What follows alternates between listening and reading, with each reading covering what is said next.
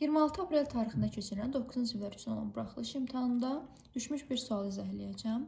Mənə görə bu sual nəinki 9-cu sinif buraxılış, hətta 11-ci sinif blok səviyyəsində olan bir sualdır. Burada nəzəri biliklər çox önəmlidir.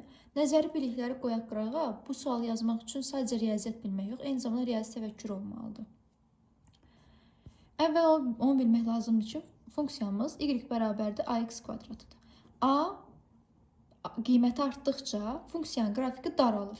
İndi biz də burada müəyyən edirik ki, jx funksiyası fx funksiyasından daha böyükdür. Yəni bunun a'sı 2a çıxaq 2 böyük olmalıdır. 4a çıxaq 16-dan. A'lar bir tərəfə keçiririk. 2a çıxaq 4a mənfi 16 üstə gələnsin 2. Bu da deyir mənfi 2a böyükdür. Mənfi 14-dən. A da kiçikdir 7-dən.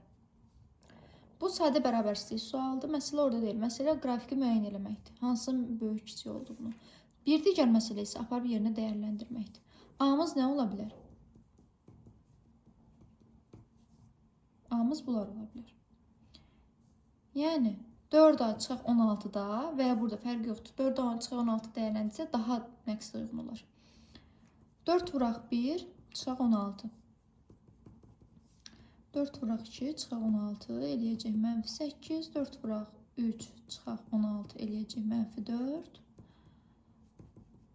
0 müsbət 4. Bu da müsbət 8.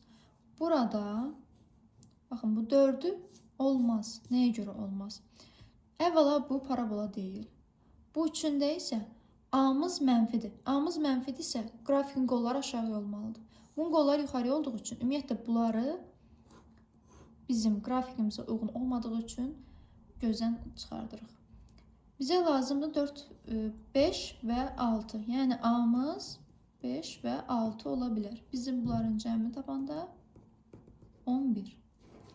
Bir digər məsələ isə odur ki, bunun nəyə görə daralıb genişləndiyini şərhlərdə yazsaz mən izah eləyərəm, yəni səbəbini də.